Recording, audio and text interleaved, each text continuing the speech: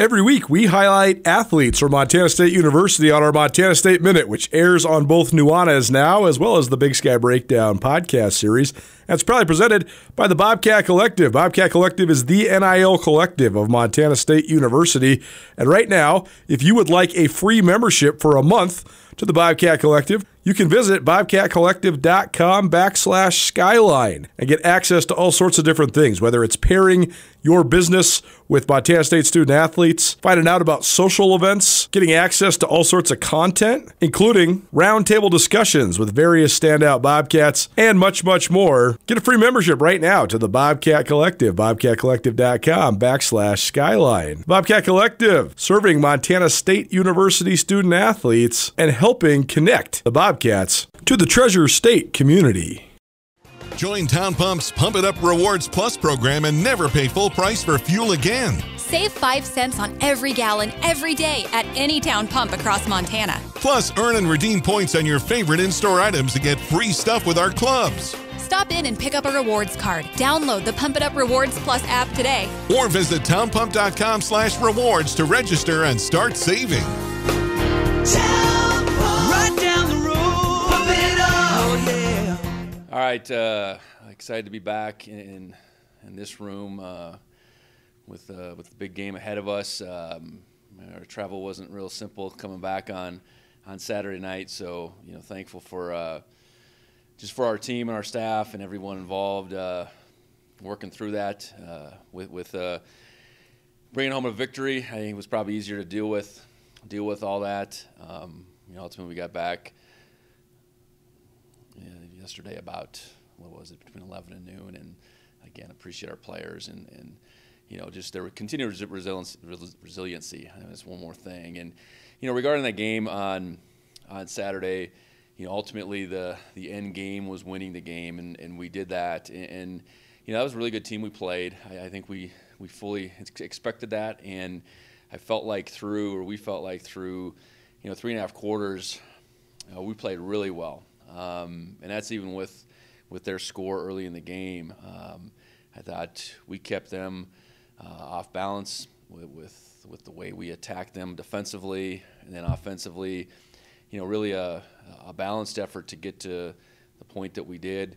You throw in a special teams touchdown in the mix, and that 30-8 lead, I know felt pretty good, but didn't expect that team to go away, and ultimately they made some plays. They got us off the field a couple times. It wasn't that we went 3 and out in the second half. We just couldn't extend and score, after that first drive of the second half. And they made some plays. And, ultimately you throw an onside kick in there, which they really execute that well, and that's the way the ball bounces sometimes, literally. And, for our guys to ultimately make the play on the 2-point conversion and then recover the second onside kick, that was significant, because you go out there after you've given up a bunch of long plays and give up a touchdown.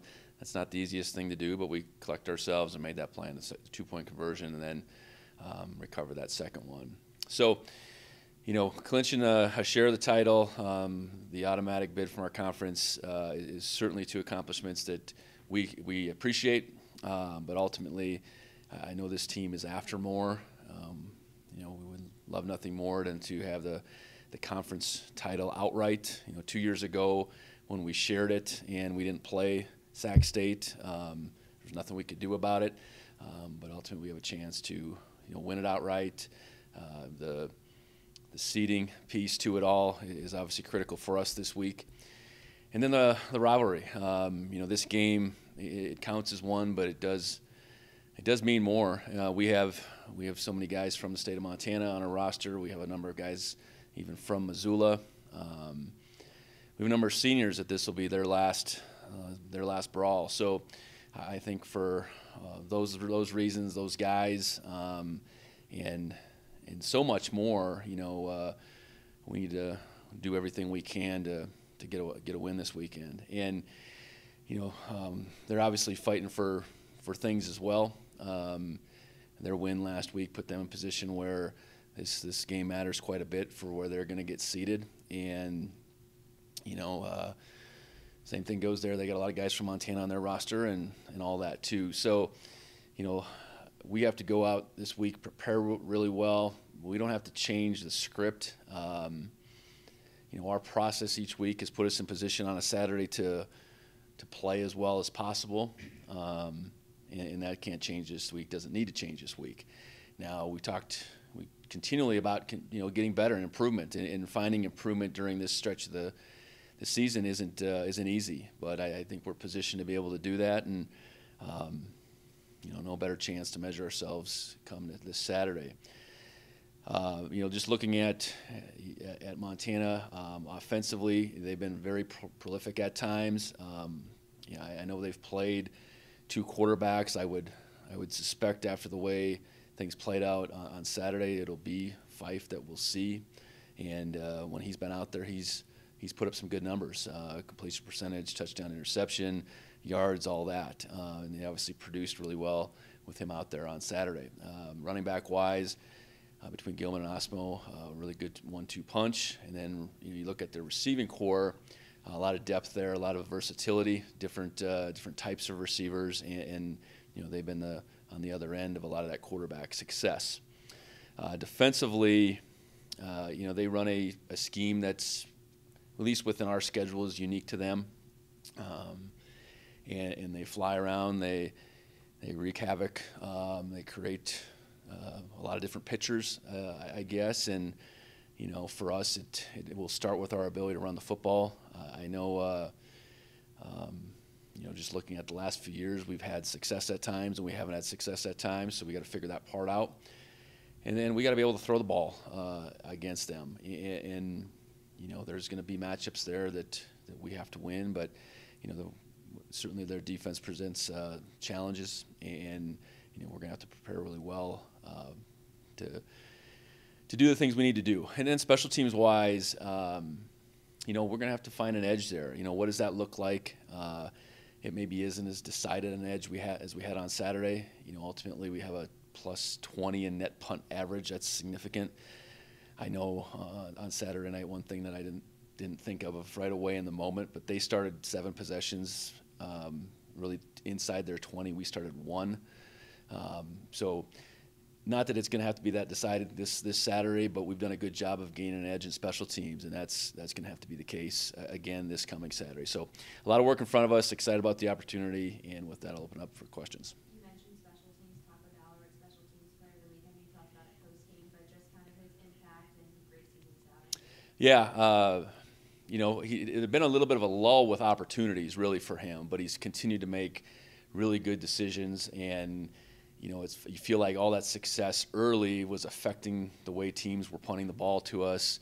So for him to get a couple opportunities, for him to make the most of the one, and we had a lot of momentum at that time, but you return a punt, I think it was 77 yards. To take the lead we did, that was a significant jolt to the momentum. And he's just been super steady. And again, those opportunities, that he creates for himself a lot of times, I think the number of punts that we've had a chance to return, certainly credit goes to our defense, but there's a lot of credit to his ability to field the ball and give it a shot.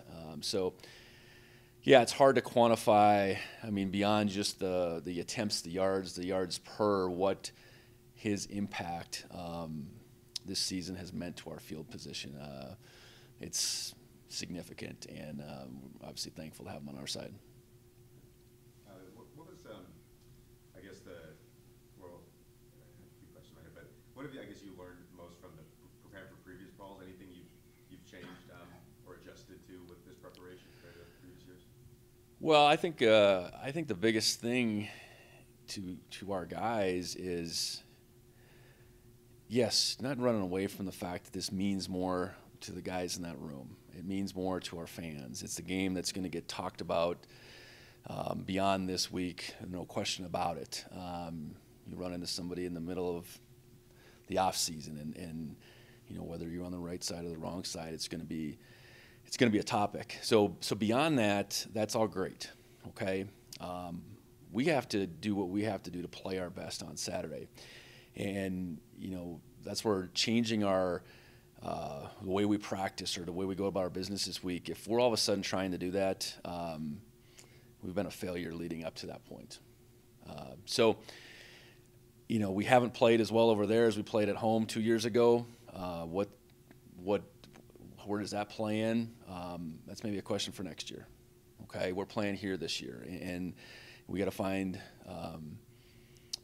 the way to play as well as we can in our home stadium against a really good opponent, and go about our business in a very similar fashion, though, and know that we have better out in front of us as far as how we can play and how we can execute, how we can finish a game, etc. I was going to ask too. The last year or 2 years ago, really good on those late downs in red zone. Last year, obviously, less so. Anything you've seen as far as why that might be, and then of course Saturday being good in those situations as well. Yeah, that's fair. I think what we're looking for, obviously turnover margin's huge, and that's not necessarily always situational. Third down, how we operate ourselves on offense and how we operate ourselves on defense is really important, that balance. And there's game plan pieces that go into that. It's understanding that whatever outside factors could come into play, we can't let them affect us. And that's where I know, between third down and red zone, I think there was situations within their stadium that we didn't handle real well last year. So we're playing in our stadium this year, and less likely that'll be a challenge for us. So you still just plan accordingly to what we do best and what we think can, take advantage of things they do. And then if you flip that around on defense, I think the biggest thing on defense is we got to do our jobs. Early in that game last year, there was a couple scenarios where we didn't do that. Plain and simple. Nothing to do with anything else. We didn't do our job. So, and that's where playing within yourself, playing within the game plan, not trying to do too much because it is this game, I think are all critical pieces to not only how we prepare, but then ultimately how we go out and play on Saturday. So having a real good plan and executing the plan the best we can, and ideally having an edge when it comes down to third down percentage, when it comes down to how we function in the red zone, because those are two critical factors each and every week. With their two QB system, I guess how do you kind of see them manage those two, I guess, on film? Yeah, I don't know that there's a set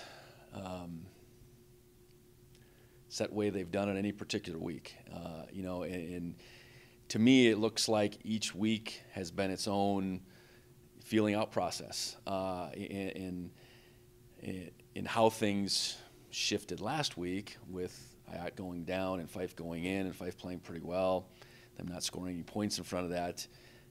Will they play off of that? I'm sure. If they're both healthy, is there a chance we could see them both? I would think so, just because of how they've done it all year. So, I think they're same but different as far as their own skill set, and I think their offense functions similarly, meaning the types of plays they run.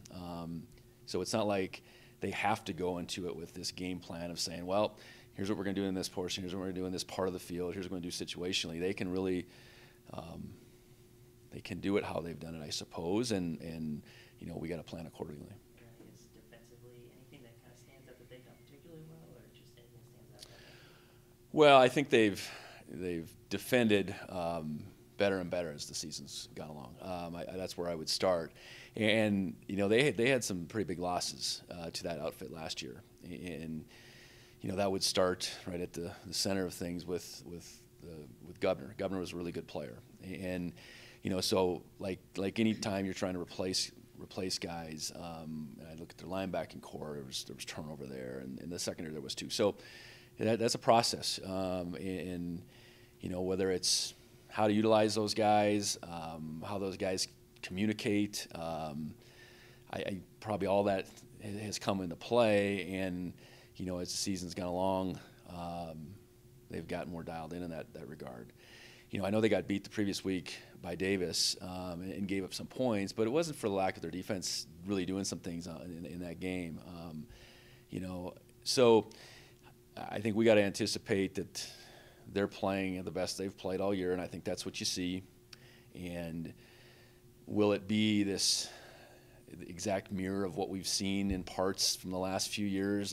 There'll be some things, but again, how ultimately this year's defense has come together, that version of their defense is what we have to prepare for, and certainly take into account some of the things that they've done against us the last couple of years that have worked well. So you mentioned senior day. It's going to be Tommy's final for all, and he's become such, it seems like, just a pillar to this program these past few years. I guess what can you kind of say to that and being defeated in his final for all at home? Yeah, it's a special game for all those guys, the Montana seniors. And Tommy in particular. This is the one as a senior that will be the lasting memory, and not that you'll forget the other ones, but this will be the lasting memory for all those guys. So you want it to go a certain way, and I think Tommy exemplifies so many things that we want in our players, in our student athletes, how we want our guys to represent this university. Yeah, it's a big deal for them, and at the same time, I think these Montana seniors in particular, they understand we just got to go and play well, and how they've done things all year has represented that. I look forward for those guys to have impacts on the game. Obviously, Tommy is a big piece to that. He's been so steady and consistent with his play all year. If we needed him to throw it, he's been able to throw it. If we need him to make plays with his feet, he's been able to do that. And by and large, his biggest impact, though, is just who he's been in the weight room, in the locker room, all the days of the year. And, we're going to enjoy him as long as we have him. I know that. On the seniors, you spoke about this before, but, how do you kind of measure their impact and quantify that, especially after a game like Davis down there and what they've meant to this team? Yeah, they've been rock solid, and that's saying that. That's losing a couple guys, losing a Danny and a Blake through the course of it. And I've said it before, the best teams I've been around in my coaching career have had a group of seniors that have had their best years, and their strength in numbers when you say that. And looking at the game the other night, it is a bunch of seniors really picking us up time after time. And it's not all seniors, but, that group we're really able to lean on. And I think the neat thing about this group is they've really taken to heart what they've learned from the previous, groups they've been around. And, some of those guys in this group go back to 19, and I wasn't coaching then, but that was a really impactful group, on to the 21 group. I had a chance to witness that group, very impactful. We lose a ton of those guys. That 22 group, they find a way to really make an impact. I know last year's group, while it was small, some really impactful guys in that group. So, I hope it's just a continuation of the importance of what it means to be a senior in this program, to have your very best year, to leave your impact, or to make an impact and leave your legacy, I guess. So we're in the midst of that. So let's hope, they can continue this on and make it last as long as possible. You mentioned at halftime, struggling to get the run game going. Obviously, Julius provided a spark. So I guess, what was he able to do, and why was it not working in those other groups? Well, I think there's certainly credit that goes to Davis. I know, they moved effectively at times. There was, and then a lot of times when teams move, there will be that play or two all of a sudden where the movement got them in trouble. They didn't have a bunch of those in the first half. At the same time, we had a couple short fields with the turnovers. We were able to make some plays in the passing game. And I didn't expect it to be this game where all of a sudden we'd have 50, 60, 70-yard run after run. That's not who they have been. So I think made a few adjustments with some things at halftime, and by that it's just saying, okay, what sets and runs can we lean on? Julius goes in and, I think did really well, but also was the beneficiary of some of those adjustments. But I think the one thing that showed relative to Julius, I think he's back. He wasn't necessarily back when we went out to Eastern. He was, that was his first contact since he went down, and really his first contact by and large since last fall. Thought he made some strides, coming back home and getting those carries. I think he had 15 carries, against Sac State. So I think he looked real good, and that's good for the Bobcats when we can roll now those 3 guys out there, and they're all a little bit different. I think that's the beauty about them, and how, now that we have all 3 of them, how we choose to use them to play to their strengths. I think, and also the strengths of our offensive line and what we can utilize with Tommy in the running game. I think, we got to be really calculated about that, but I'm excited to see I was really excited to see what Julius was able to do. Was he banged up? Yeah, he was. Nothing that will keep him out this week, but enough to not have to force him out there, I guess. So I didn't address injuries. We really came out of that game as clean as we possibly could. I know we were down a couple backups, and Taki and Tyson Pottinger, Taki Lulakeppa and Tyson Pottinger, but those guys will be back. So, and then I know we've talked about Justice too. I think another step where Justice is a functional guy, and hopefully we can keep moving past him to being just functional, I guess. Just being here in Missoula, just your guys' dedication to the Missoula community, why is that important?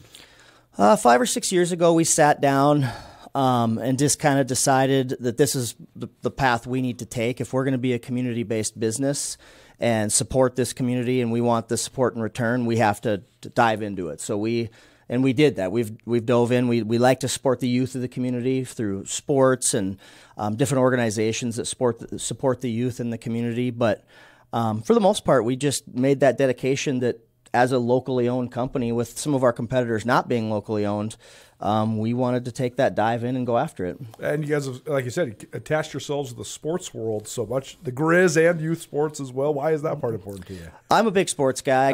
I grew up hockey, baseball, football. Brothers all played sports. My daughter's a gymnast. My son's a hockey player, so it's in our blood too. But just knowing that's how I've met. I coached our high school hockey team here in Missoula for 8 or 9 years, and I met so many great families, and I'm more proud now of the kids that I write reference letters for than I did of the state championships we won. I like guys that are like, hey, I'm going to be a pilot. Can you write me a reference letter? And I'm like, yeah, that's great. You bet. So I'm way more proud of that than I am of any wins or losses. What have you thought of the way hockey has taken off in Missoula? There's great adult league. Grizz hockey is booming now. It's pretty cool. Yeah, we've got a lot of guys and gals that just dove into building it. And I came here 24 years ago, and when I started playing in the men's league, I think there were 8 teams total. Now there's like 100. There's 8 teams in every division, and there's 12 divisions. It's great. We had, at one point, I know we had one of the 10th largest men's league, and I know guys like Trevor McLeod and that were out there really promoting it and growing it. And I think if we had a couple more sheets of ice, we could really blow it up even more. I'm not one that I can get up at 11 o'clock at night, play till 12:30, and then get up for work the next day. So I don't get to play in all the games. But yeah, it's taken off for sure for both boys and girls across this area. It's great. So will you marry me in your future? Or maybe you do it all over again. Hi, I'm Brian Toon with Jewelry Design Center, inviting you to come see the largest selection of Will You Marry Me in the state of Montana. The brightest diamonds of every shape and size, unique settings built to last, and skilled jewelers on site offering free sizing and maintenance for life, because that's how long we want to be your jeweler. Jewelry Design Center in Missoula, on Brooks, across from the Montana Club. Coulter, what do you got? Hey, Coach, can you hear me okay? Gotcha, yeah. Just some matchup questions for me. When it comes to the Grizz and their 3-man run and some of the stuff they do up front, how does that match up with your run game? You guys have had some success running the ball against them before, also some not, so just take me through that match. Well, it's variable. I think that's where it starts, and variable can work both ways, and guys can be in different places. I think so critical that we are tied together with our blocking schemes, that we can play as fast as possible, try to take the attack to them, versus let the movement become the attack against us. And then, you know, like any opponent, hopefully we can stress the whole width of the field too. You know, we popped some runs last year, but we weren't consistently getting the 4, 5, 6. I think that we had more lost yards plays in that game last year than any game that I can recall. So we got to limit those type of plays. Ideally, just get the normal play, and then if we can pop some, we can pop some. You know, in the midst of a game like this, you got to win some one-on-ones. You know, our ball carriers, I know in 22, I think that was a big part of our success that day. Is we got to the second level, we made a bunch of guys miss that day. Last year, you know, they tackled us better. We didn't make them miss as much, whatever, however you want to look at that. We have to be able to throw the ball against them as well. Anytime a team, whether it's them or anyone else, is going to pile guys in there, we got to be able to go out and throw the football. And you know, that was something through that first stretch of last year that we didn't do at the same time. So there's a lot that goes into it, and there's a lot of we gotta play fast. We got to be on the same page. We got to run hard. We got to make guys miss. I know that's simplified as far as how you look at it, but whatever the plays are, that has to be part of the formula. When it comes to Montana defensively on the back end, it seems like they've had a variation of different stuff that they've been doing, more mixed coverages the last month or so. So just take me through that element. Yeah, you know, their defense is going to be all tied together, and ideally, based on alignment, we have a decent sense for what it could be and what it can be, and we got to be able to adjust accordingly at the snap. You know, try to identify if we have some opportunities for some one-on-ones, and choose the right ones. You know, be very, I guess, smart and calculated about the play-action game. You know, I do think there's opportunities within the play-action game, again, with their aggressiveness, that we can hopefully have some opportunities to make some plays. So, yeah, I think they, you know, the front and the back multiplicity is the real challenge to this defense. You know, had a chance to face it several times, you know, at Wyoming against San Diego State, and they're all their own version, I suppose. Each year is a little bit different, but it's challenges across the board. You got to be real smart about what you do. Your guys can't let all the different things they maybe think they're seeing a lot cause them to play slow, and you know, try to be on attack as much as possible. You know, I think that's where you can get caught a little bit, because you're not going to be perfect. You know, they're going to get some just based on all of the different things they do, but you got to have that attack mentality as much as you can. When it comes to you guys' defense, the front seven, since you've had some of the injuries, it seems like they've settled in. It seems like you're getting good production and minutes from those guys who stepped up with Blake and David and Keith. So what do you think? Yeah, well, I think the good thing about, you know, where we're at nose, it's probably allowed Paul to play more, and Paul is playing at a really high level. Paul brought really high level, and you know, along that, saying that, I mean, Hunter Charbonneau and Talon Mars, two freshmen, have both been able to come in and do some things. So good for them to be able to, you know, pick up the pieces there a little bit and continue to get better. I know, you know, the linebacker piece, Neil Daly, you know, Bryce was playing already. I think those two guys have done a really good job. And, you know, McCade has continued to play at a really high level himself. So we've been able to withstand that. I know, you know, losing Caden Dowler, but then Drew Polidor coming back that week, you know, there was maybe a stroke of luck there, the way that played out. And so we've lost those three starters in particular, but because of, you know, the depth directly behind them, so to speak, and then the extended depth, you know, stepping up. I think we've continued to get better on defense, and it's because, you know, our defense isn't about any one player on any play. It's about all 11 out there, and those 11 guys really being on the same page doing their job. You know, one thing I didn't note is UC Davis tried to tempo us quite a bit, and I thought we handled the tempo piece really well, with maybe the exception of the one short touchdown where they stacked them all up, and we had to try to get matched up, but I thought we really did a good job there. So point being is appreciate the guys that have stepped up, both the immediate kind of backups and then the guys behind them. But really, I think our defense is been about more than any one guy this year, and that's what you want. Montana's run game, they've had some prolific totals, but they've also had some times when they've struggled to cover up the ball. But great talent. What's your month with 10 and 26? So what do you think of those two guys in the run game? Yeah, both really impressive backs. I know a little bit different styles, I suppose. I think the biggest thing that you see is they break tackles, and I think they're both decisive guys. So we got to be able to tackle well. And coming off a week where wherever Larison fits in the grand scheme of things, I know he's right up there as far as hard guys to tackle, and we didn't always do that on Saturday night. So we're going to have to be in the right spots. We're going to have to play with good pad level and tackle them and try to make things go sideways as much as possible. And that starts with guys just doing their job up front, not getting knocked off the ball.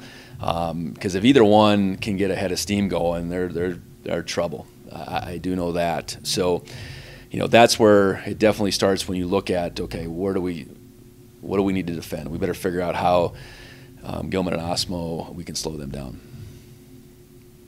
You mentioned the way that sort of the seniors' careers, the arcs of this sort of leads to this moment, and how they're going to remember this one forever. How do you sort of channel that and have them just sort of be on the steady and Yeah, I think they're a pretty steady group by and large. So to me, you flip it around and say, oh, you other guys, look at these seniors. Put everything you can into it because you want to do it for them. You love them, really. I mean, that's really as simple as I can put it. Because I do think our senior group is not going to be overwhelmed by this opportunity. But we got plenty of young guys that are, playing in their first or second one of these games. And those are the guys that need to be channeled. Those are the guys that really need to just understand that, okay, what are we after here? What is my, how do I go about my business, et cetera. So allowing those guys, those seniors, to really try to impact the younger guys with their thoughts, honestly, is probably the best way I could answer that. Sometimes you see some of the Montana guys in their last ones play like superhuman type of games. Do you have any memories of that on your side of things from this rivalry game last time? Well, I don't know anything in particular. I think we played really clean and well 2 years ago, and it wasn't just one guy, and it wasn't just Montana guys. And I hope that it doesn't just need to be that. I suppose you go over the course of time, and I know I have that book that has the history of it. There's a lot of stories in there about it, and each game.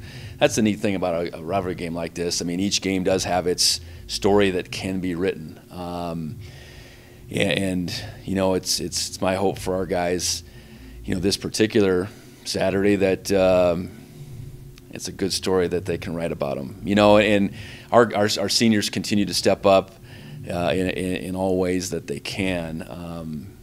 But yeah, I think, going to your point, I don't know that we need superhuman. We just need guys to play well, and guys to understand how to get to that point on this particular Saturday. I was doing the math. The home team has won by an average score of 43 and 13 over the last 4 matchups with this. It's been sort of strange considering like the previous 15 before that were very close back and forth games. So is there any reason for that? Why is the home team have such a good win? Yeah, that's a great question, because it doesn't necessarily make sense in at least looking at the last 3 years, because each one of these games, the last 3 years, both teams were playoff bound, had a lot on the line, playing well, all that stuff. I mean, I'm sure you could strip away, a lot of these games and look at, okay, well, one team had this going for it, this team didn't. You know, I'm sure there's been a lot of those types of games over the years, but the last 3 that I've been a part of, momentum, I think, to me, is seizing momentum has probably been the biggest thing, and the home team each year has done that. And that can look a lot of different ways in the game of football, but it is an early score. It's an early third down stop. You know, that's what it's been to me the last 3 years. And you know, going back to 19, I know it was the score and the special teams play, I think, if I remember correctly. You know, so it's going out, and the game isn't going to be necessarily won or lost in the first quarter, but the momentum is critical. Gaining it's critical. And then if you, for some reason, give it up, you better find a way to get it back. And I know we had a window for that last year. We score right after the half, and that was the momentum we had for the day. And then we give up I think a 50-yard kickoff return the next play. So that would be my best answer. And whether momentum is easier to seize at home, it might be. You know, it might be, but you know, we can't count on that just because we're home this year. Last one for me. How has your personal perspective on the July changed in the last 7 years? Well,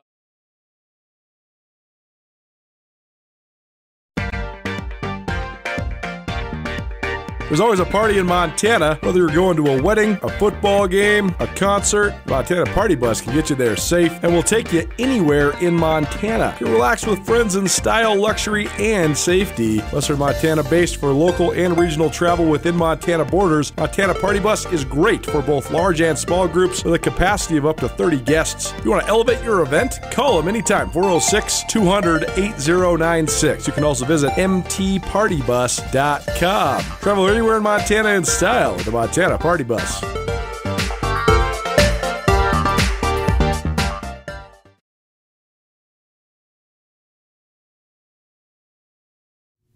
Well, it was clear to me that this was crazy important to all our fans. And growing up in a neighboring state that didn't have pro football, that didn't have FBS football, but had the 2 universities that played against each other, I felt like I had a pretty good sense for what that looked like. And I know that one in North Dakota has gone away, but in the midst of growing up between the 2 towns and playing in it and all that, I felt like I had a pretty good sense for it. And the fact that it's still going on here in Montana and kind of growing by the year, growing by the story, growing by the people involved, I think it's continued to manifest. And you know, looking at most recent history, it has been very much back and forth. And I think, you know, the fact that we've been able to schedule it where it sits at the last game of the year, it hasn't all of a sudden been stuck in the middle of the year.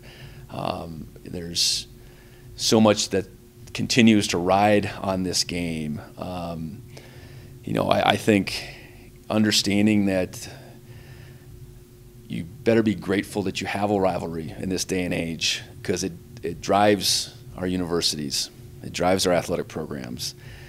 You think about it every day. So my point, I think I had a sense at the beginning, but now I've lived it for 3.5 years or whatever, almost 4.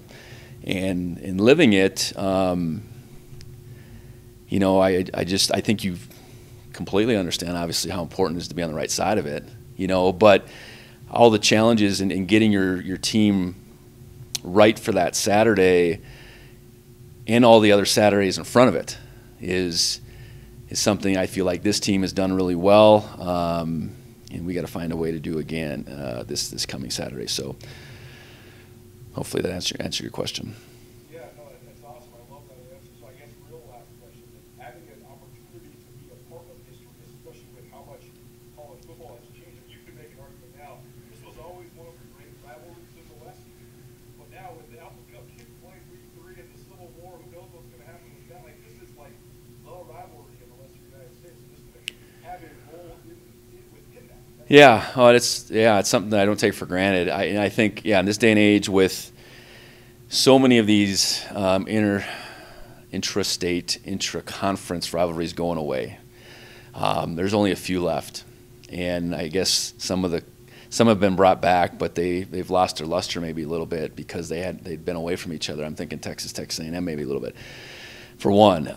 But there's not that many left, and I think with the transactional nature of FBS football, I don't think those rivalries are valued within those programs, meaning within the makeup of those rosters nearly as much as they maybe were back in time.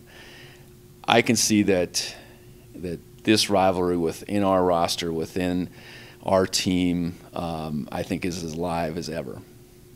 And when you have guys from all over our state like we do, that obviously makes it live in every corner of Montana.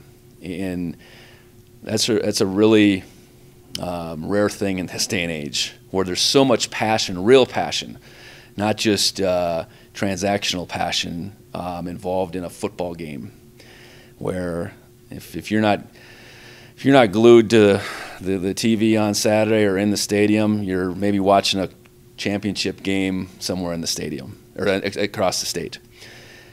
So football is really important in this state. I'd wish they wouldn't have those other state championships going on at the same time, so everybody could be fixated on Bozeman like they should.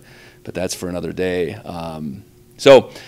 Real grateful and real, very much, don't take this opportunity for granted. And what the current state of college football, where this game sits. Mm-hmm.